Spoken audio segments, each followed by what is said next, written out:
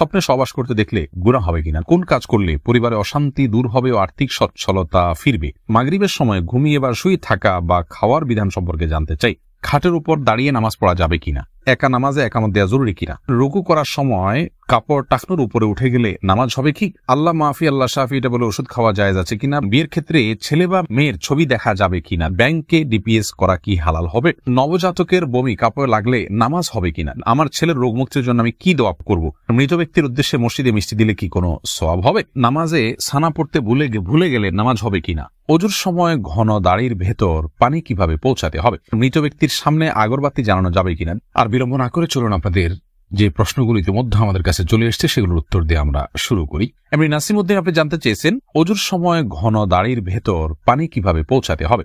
দেখুন, পানি এভাবে কোষ করে ধরে আপনি যেভাবে ভিজিয়ে রাখেন তাহলে সেক্ষেত্রে যত ঘন দাড়ি হোক না কেন গোড়ায় চলে যাবে। এরপরে রোজি আপনি জানতেছেন রুকু করার সময় কাপড় টাকনুর উপরে উঠে গেলে নামাজ হবে কি। দেখুন, রুকু করার সময় যদি টাকনুর উপরে কাপড় উঠে যায় তাহলে সেক্ষেত্রে মেয়ে মানুষ হিসাবে সামান্য এক ঝলকের জন্য উঠলো, 1 সেকেন্ড 2 সেকেন্ডের জন্য উঠলো, তাতে গুনাহ হবে না ইনশাআল্লাহ বিইذনিল্লাহ। মোশাররফ হোসেন জানতে চেয়েছেন নামাজে সানা পড়তে ভুলে গেলে নামাজ হবে কিনা। হ্যাঁ ভাই, নামাজ হয়ে যাবে, কারণ সানা পড়া এটা নামাজের জন্য ফরজ বা ওয়াজিব নয়। ফরজ বা ওয়াজিব নয় এমন কোনো কিছু ছুটে গেলে নামাজ হয়ে যাবে, কোনো অসুবিধা নেই। এমডি শাফি জানতেছেন মোবাইলে ইমার্জেন্সি টাকা খরচ করে টাকা না দিয়ে মারা গেলে ক্ষমা হবে কি। না ভাই, এটা গুনাহের কারণ, এজন্যই ইমার্জেন্সি ব্যালেন্স নিলে খুব দ্রুত সেটা পরিশোধ করার চেষ্টা করে ফেলা উচিত। আর সেই সাথে তার আত্মীয়স্বজন যারা আছেন তারা পরবর্তীতে তার দেনা পাওনা পরিশোধের ক্ষেত্রে তাদের খেয়াল করা উচিত। এটা হতেই পারে মানুষের দ্বারা, যদি এরকম হয় তাহলে সেক্ষেত্রে তাদেরকে ওসিয়ত করে যাওয়া উচিত যে আমার দেনা পাওনাগুলো হয়তো সাবধান থাকবে, তাদের পক্ষ থেকে আদায় করলে ইনশাআল্লাহ তিনি দায়মুক্ত হয়ে যাবেন। নুসরাত জাহান ইমু আপনি জানতে চেয়েছেন মৃত ব্যক্তির সামনে আগরবাতি জ্বালানো যাবে কিনা। দেখুন, আগরবাতি মূলত জ্বালানোর নির্দেশ হলো সুঘ্রাণের জন্য। অতএব মৃত ব্যক্তিকে রেখেছেন, তার দেহ থেকে কোনো দুর্গন্ধ আসতে পারে, সেই জায়গা থেকে আপনি সুঘ্রাণ যুক্ত কোনো কিছু ব্যবহার করতেই পারেন, আগরবাতি জ্বালাতেই পারেন। এছাড়া মসজিদে আগরবাতি জ্বালানোর কথা মুরাদুল্লাহ তাআলা বলেছেন। ইমানদারের বাসা বাড়িতে আগরবাতি অথবা ধূপের আপনার ধোঁয়া এটা প্রজ্বলন করা হবে সুঘ্রাণের জন্য, এটি ভালো, এটি খারাপ কোনো কাজ নয়। তবে মৃত ব্যক্তির জন্য করতেই হবে এমন কোনো বিষয় নয়। নাহিদ নোমান জানতে চেয়েছেন কোন কাজ করলে পরিবারে অশান্তি দূর হবে ও আর্থিক সচ্ছলতা ফিরবে।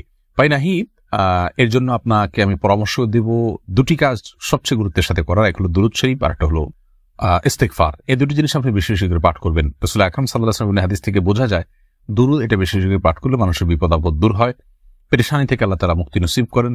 ইস্তেগফারের ক্ষেত্রে আল্লাহ তাআলা বলেছেন সূরা নূহের মধ্যে, কুল ইস্তাগফিরু রাব্বাকুম ইন্নাহু কানা গাফফারা ইউরসিলিস সামা আলাইকুম মিদরারা ওয়া ইউমদিদুকুম বিআমওয়ালিন ওয়া বানিন ওয়া ইয়াজআল লাকুম জান্নাতিন ওয়া ইয়াজআল লাকুম আনহারা। এই আয়াতগুলোর আলোকে অনেক মুফাসসিরিন ইকরাম, অনেক উলামা ইকরাম বলেছেন যে ইস্তেগফার বেশি বেশি করলে আল্লাহ তাআলা রিজিক বৃদ্ধি করেন এবং মানুষের রিজিক অনটন দূর করেন। অতএব এই দুটি আপনি নিয়মিত করবেন, সেই সাথে আপনি খুব সিরিয়াসনেসের সাথে হালাল উপার্জনের জন্য চেষ্টা করে যাবেন। আল্লাহ তাআলা আপনার সমস্যাকে দূর করে দিন। সজল শেখ আইডি থেকে আপনি জানতে চাচ্ছেন ব্যাংকে ডিপিএস করা কি হালাল হবে। শুধু ব্যাংকগুলোতে ডিপিএস করা হারাম হবে, যেহেতু সেখানে আপনাকে সুদ দেওয়া হবে, সুদ ভিত্তিক লেনদেনের চুক্তি আপনার সাথে হয়ে যাবে সেজন্য। আর ইসলামী ব্যাংকগুলো যদি হয় তাহলে সেক্ষেত্রে বেশ কিছুটা ছাড় রয়েছে এবং সেটি কিছুটা কোনো কোনো ক্ষেত্রে এটি সন্দেহের মধ্যে পড়বে, শুবহাতের মধ্যে পড়বে, বাকি মৌলিকভাবে অন্য কোনো উপায় যদি কারো না থাকে এটি নাজায়েজ বা হারাম সরাসরি হবে না। তবে অ্যাভয়েড করতে পারলে সেটাও ভালো, যেহেতু সংশয় বা সন্দেহ সেখানেও রয়েছে। শাহাদাত হোসেন সবুজ আপনি জানতে চেয়েছেন স্ত্রীকে গর্ভবতী অবস্থায় সহবাস করা যাবে কিনা। স্ত্রী গর্ভবতী থাকলে সে অবস্থায় সহবাস করাতে কোনো নিষেধাজ্ঞা নেই। এরপরে ইস্তাব্রো বাণী এই আইডি থেকে আপনি জানতে চেয়েছেন খাটের উপর দাঁড়িয়ে নামাজ পড়া যাবে কিনা। যাবে, কোনো অসুবিধা নেই। আপনি খাট হোক আর ভূমি হোক ফ্লোর হোক যে কোনো জায়গায় দাঁড়িয়ে সালাত আদায় করতে পারবেন। আপনি স্বাভাবিকভাবে যদি সালাত আদায় করতে অসুবিধা না হয় তাহলে সেক্ষেত্রে কোনো অসুবিধা নেই। হ্যাঁ, কোনো কোনো খাটের উপরে দেখা যায় যে ম্যাট্রেস বা ফোম থাকার কারণে অনেক দূর ডেবে যায়, যার কারণে রুকু সিজদায় তিনি ব্যালেন্স রাখতে পারেন না এবং সুন্দরভাবে সালাত আদায় করতে পারেন না, সিজদা সঠিকভাবে করতে পারেন না। এরকম যদি হয় তাহলে সেক্ষেত্রে খাটে দাঁড়িয়ে সালাত আদায় করা উচিত হবে না, এটা কমপক্ষে মাকরুহ হবে, অপছন্দনীয় হবে। তবে সালাত হয়ে যাবে। যেহেতু সালাত স্বাভাবিকভাবে করতে তার অসুবিধা হয়, শরীরে ব্যালেন্স ঠিক রাখতে পারে না, রুকু সিজদা যথাযথভাবে করতে অসুবিধা হয় এবং মনোযোগও ব্যাঘাত সৃষ্টি হয়, যার কারণে এরকম জায়গায় সালাত করা উচিত না। আর যদি এতটা নরম না হয় তাহলে সেক্ষেত্রে সাধারণ খাটে বা চকিতে সালাত আদায় করতে কোনো অসুবিধা নেই। সাইফুল ইসলাম জানতে চেয়েছেন নামাজের প্রথম রাকাতে আউযুবিল্লাহ বিসমিল্লাহ সহ সূরা পাঠ করে প্রথম রাকাত শেষ করলাম, দ্বিতীয় রাকাত কি পুনরায় আউযুবিল্লাহ পাঠ করতে হবে না বিসমিল্লাহ পাঠ করলেই হবে? দেখুন, সূরা ফাতিহা যেহেতু আপনি নতুন করে শুরু করছেন, এজন্য আপনি আউযুবিল্লাহ পাঠ করবেন এবং এরপরে বিসমিল্লাহ পাঠ করবেন। কারণ ফাইদা ক্রাতাল কোরআন বিল্লাহি মিনাশ শাইতানির রাজিম, আল্লাহ তাআলা বলেছেন কোরআন যখন পাঠ করবে তখন তুমি আল্লাহ তাআলার কাছে আশ্রয় চাইবে শয়তান থেকে। এজন্য প্রথম রাকাতে আপনি সূরা ফাতিহা পাঠ করেছেন, এরপরে আপনি রুকু করেছেন, সিজদা করেছেন, তাসবিহ পাঠ করেছেন, অনেকগুলো কাজ করেছেন, আবার নতুন করে আপনি তেলাওয়াত শুরু করছেন, যার কারণে আপনি এখানে আউযুবিল্লাহ সূরা 2টা পাঠ করবেন। আয়েশা আহমেদ আপনি ইউটিউব চ্যানেলে প্রশ্ন করেছেন, বিয়ের ক্ষেত্রে ছেলে বা মেয়ের ছবি দেখা যাবে কিনা? দেখুন, ছেলে বা মেয়ের ছবি দেখা যাবে বিয়ের ক্ষেত্রে শর্ত সাপেক্ষে। আর সে শর্ত হলো, ছেলে মেয়ের ছবি দেখবে, তার কোনো বাবা অভিভাবক অন্য কাউকে দেখাবে না এবং দেখার পরে এটি মুছে ফেলবে নিজের কাছ থেকে, এবং মেয়েও ছেলের ছবি দেখবেন এবং সেটি ফিতনায় পতিত হয়, ছবি দেখে বাজে চিন্তা হয় বিবাহ ছাড়া আগ পর্যন্ত, সেই সুযোগ যেন না থাকে সেজন্য এটি রিমুভ করে ফেলবেন। এই শর্ত সাপেক্ষে এটি দেখা জায়েজ রয়েছে সম্পূর্ণ বিয়ের নিয়ত যখন পাকাপাকি হয়ে যাবে তখন। আর আজকাল যেমন হয়, আল্লাহ মাফ করুক, তথাকথিত অবৈধ প্রেমের ক্ষেত্রে অনেকে বলে যে আমার বিয়ের নিয়ত আছে সেজন্য আমি দেখছি, আপনি দেখেই যাবেন, এ অধিকার আপনাকে দেওয়া হয়নি। আপনি এক নজর দেখতে পারেন শুধুমাত্র জানার জন্য, বাস এটুকু। এরপরে আপনি সেটার কন্টিনিউ করতে পারবেন না। মহিমা মাহি আপনি জানতে চেয়েছেন নবজাতকের বমি কাপড়ে লাগলে নামাজ হবে কিনা? দেখুন, বমি নাপাক, সেটা নবজাতক হোক অথবা প্রাপ্তবয়স্ক কেউ হোক, সবার বমি নাপাক, যার কারণে এটি লাগলে নাপাক হয়ে যাবে। এমনি মামুন হোসেন জানতে চেয়েছেন মৃত ব্যক্তির উদ্দেশ্যে মসজিদে মিষ্টি দিলে কি কোনো সওয়াব হবে? দেখুন, মৃত ব্যক্তির পক্ষ থেকে আপনি গরিব দুঃখীকে খাবার দিতে পারেন, কোনো অসুবিধা নেই। দিনক্ষণ ঠিক না করে এমনিতে গরিব দুঃখীকে খাবার দিলেন। মসজিদে বিশেষভাবে খাবার দিতে এমন কোনো কথা নেই। গরিব দুঃখীকে খাবারটা আপনি বাইরেও দিতে পারেন, তাদের বাসা পৌঁছে দিতে পারেন। মসজিদ থেকে মসজিদের সাধারণ মুসল্লিরা আছে তাদেরকে আপনি দান করতে পারেন মৃত ব্যক্তিকে সওয়াবের উদ্দেশ্যে, সেটি হতে পারে।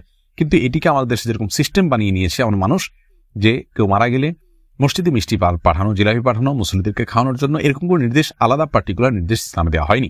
তবে হ্যাঁ, গরিবের এই মৃত ব্যক্তির পক্ষ থেকে আমরা সাদাকা করতে পারি, তারই অংশ হিসাবে খাদ্যদান হতে পারে, সেটি গরিব অসহায় মানুষকে প্রাধান্য দিয়ে দেওয়া উচিত।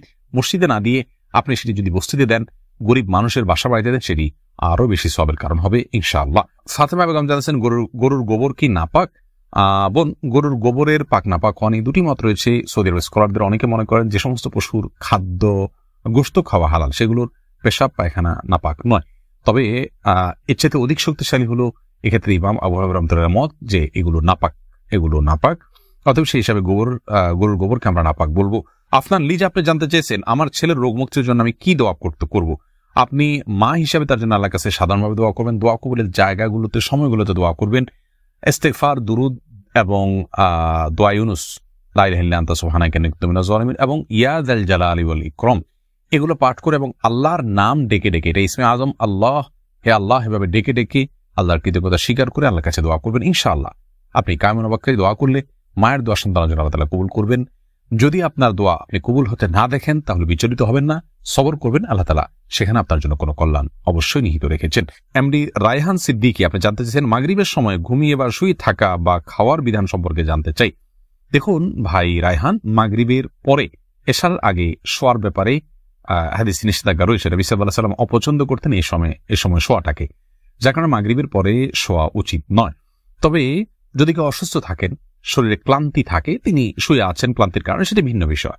কিন্তু সাধারণ অবস্থাতে এই সময় ঘুমানো নিষেধ, কারণ এই সময় ঘুমাইলে আপনার এশার সালাত তরক হয়ে যেতে পারে। তাছাড়া সকাল এবং সন্ধ্যার সময়গুলো আল্লাহকে স্মরণ করার সময়, জিকিরের সময় জন্য এই সময় ঘুমিয়ে কাটাবেন না। শুধু সামান্য একটু শুয়ে থাকা, এটা ভিন্ন বিষয়, এটা ইনশাআল্লাহ নিষেধাজ্ঞার আওতায় পড়বে না। সুজন মুখতার আপনি জানতে চেয়েছেন ইউটিউব চ্যানেলে স্বপ্নে সহবাস করতে দেখলে গুনাহ হবে কিনা? না, এর কারণে কোনো গুনাহ হবে না, কারণ এটি বান্দার ইচ্ছার দিন কোনো বিষয় নয়, বান্দার ইচ্ছাধীন বিষয় নয়, এমন বিষয়ের জন্য আল্লাহ তাআলা বান্দাকে পাকড়াও করবেন না। এমডি সোহাগ খান জানতেছেন একা নামাজে একামত দেওয়া জরুরি কিনা? জি ভাই, একা নামাজ পড়লেও আপনি যখন একাকী ফরজ নামাজ আদায় করবেন, একামত দিয়ে নামাজ পড়বেন, এই উদ্দেশ্যে কেউ চাইলে আপনার সঙ্গে এসে যোগ দিতে পারে জামাতে। আমরা কিন্তু এটা অনেকেই জানি না। কেউ যদি নামাজ শুরু করে দেন একা একা, তে যদি জোরে জোরে তাকবীর বলেন ইমামতের নিয়তে, পরবর্তীতে কেউ এসে তাকে টাচ করে তার পাশে দাঁড়িয়ে জামাতে শামিল হয়ে যেতে পারে, যে কোনো পর্যায়ে, যে কোনো মাঝামাঝি পর্যায়ে এসেও শামিল হয়ে যেতে পারে। তাহলে সেক্ষেত্রে তারা উভয় জামাতে সালাত আদায় করার সওয়াব পেয়ে গেলেন। এরপরে মোহাম্মদ শাহিন আলম জানতেছেন আল্লাহ মাফি আল্লাহ শাফি, এটা বলে ওষুধ খাওয়া জায়েজ আছে কিনা? এটা বলাতে তোমার অসুবিধার কিছু নেই, তো বিসমিল্লাহ বলে পান করলে যথেষ্ট।